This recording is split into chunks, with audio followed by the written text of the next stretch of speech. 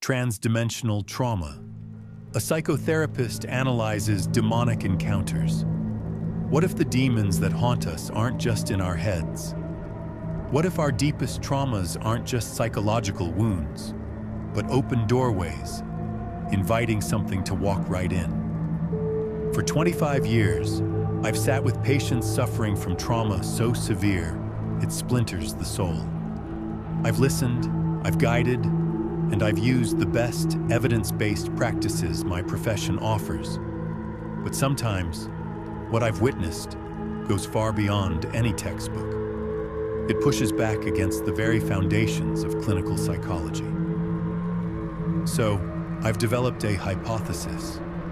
This isn't a theory born from a research journal, but from my observations of patients on the jagged edge of human experience.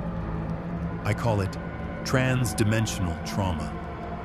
Let me be perfectly clear. This is not a recognized psychological theory.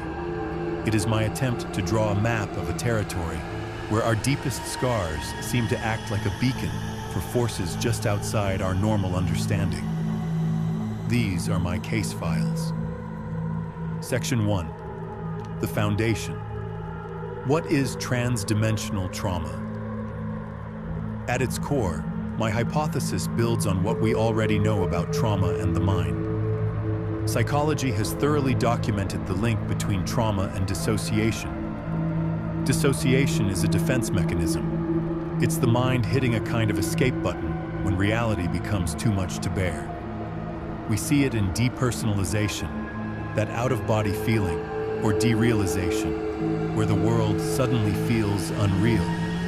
It's a natural, adaptive survival response.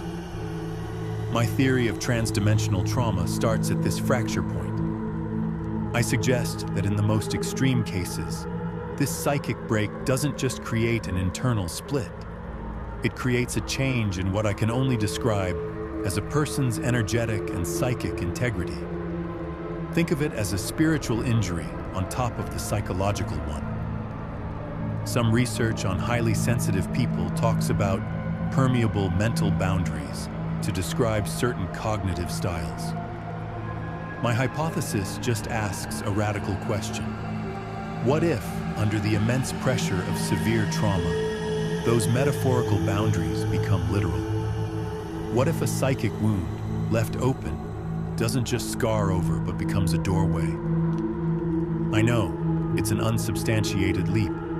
It has no empirical backing in physics or established psychology. It's just the only metaphor that seems to fit the anomalies I've witnessed. Section 2. Case Study 1. The Open Doorway.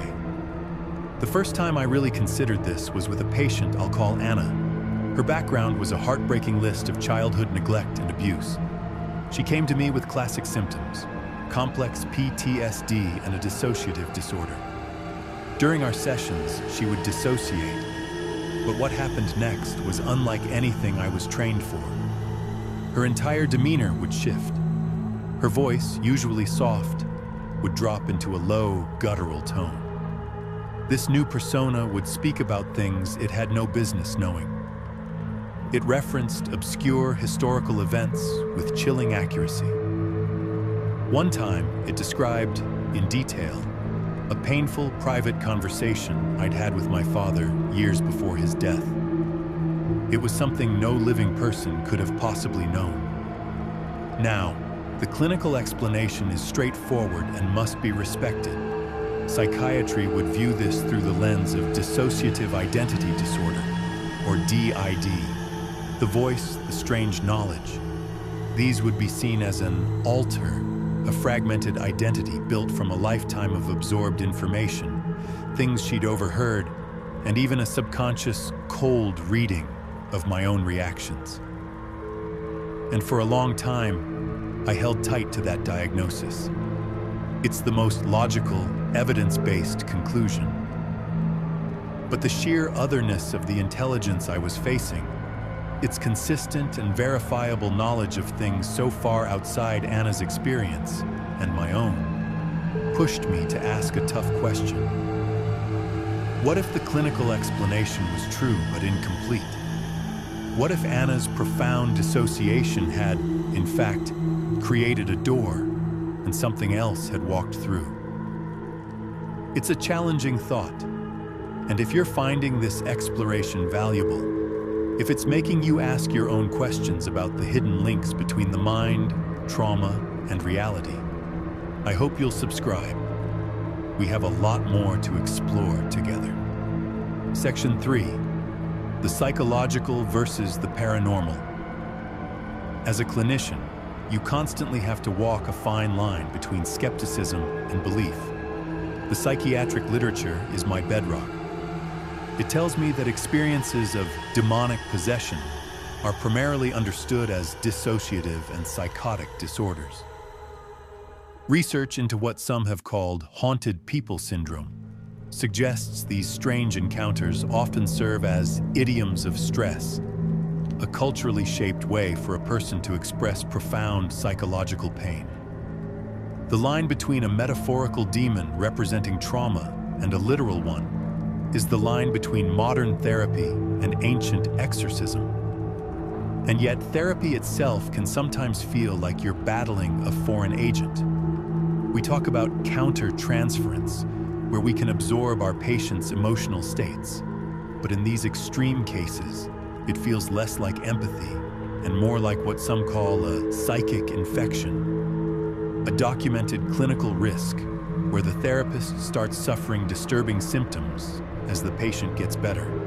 Is this just empathy fatigue and vicarious trauma, as clinical science rightly suggests?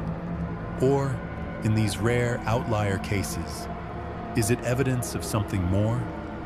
Is it the therapist's own psyche reacting to an actual non-physical entity attached to the patient? It's a dangerous and unprovable thought, but one that the stark reality of the therapy room can force you to consider. Section 4. Case Study 2. Feeding on Fractures. This brings me to a young man I'll call Ben. A former soldier, Ben was haunted by combat and suffered from severe PTSD. But unlike Anna, he didn't experience a distinct possessing personality. He described his experience as a constant draining presence. He called it a leech on his soul, a shadow he'd glimpse in his peripheral vision that seemed to feed on his despair, his flashbacks, and his rage. He noticed that as his PTSD symptoms flared, the presence felt stronger, more real. In his darkest moments, Ben reported things that are classics in possession stories, like episodes of bizarre physical strength. He once shattered a solid oak chair during a night terror. Now, the psychiatric explanation for this is perfectly clear. Adrenaline surges during severe PTSD or dissociative states can trigger incredible feats of strength. There's no need to invoke the supernatural. But Ben's story was one of being preyed upon. He felt his emotional pain, the raw energy of his trauma, was a food source. This led me to the most speculative part of my hypothesis. My clinical mind sees a traumatized man personifying his PTSD, giving his pain a shape and a name so he can fight it. But the part of me that sat with Ben, that felt the temperature drop in the room when he described the shadow, had to wonder, what if the metaphor was the reality? Section 5. The how and why. A predatory ecology. And this is where I go completely off the map, leaving all established science behind for pure, unsubstantiated hypothesis. What if severe, soul-splintering trauma emits a kind of signal? A psychic hemorrhage, if you will. Let me be absolutely clear. There is zero empirical support for this in physics, biology, or psychology. Concepts like human biofields or psychic signals are not scientifically validated. This is simply a model I've built to make sense of the patterns I've seen again and again. In this speculative model, just as sharks are drawn to blood in the water, maybe there are predatory, non-physical entities drawn to this outpouring of raw, psychic energy. They don't cause the initial wound, The trauma is real, the psychological damage is real, and it has to be treated with our best clinical tools. But maybe these things are opportunistic scavengers of the soul. They show up after the injury, attached to the fractured psyche, feed on the negative emotional energy, and pull the person deeper into despair. They amplify symptoms and fight the healing process, because a healed wound offers them nothing to eat. This is a terrifying idea, and I'm not presenting it as a fact, but as a question born from hitting the absolute limits of my professional understanding. Conclusion: a new paradigm for healing. So, does this just give us a terrifying new bogeyman to fear? No, absolutely not. The entire point of this isn't to create fear, but to empower. Because whether these demons are literal transdimensional parasites or just powerful personified metaphors for our deepest pain, the solution is exactly the same.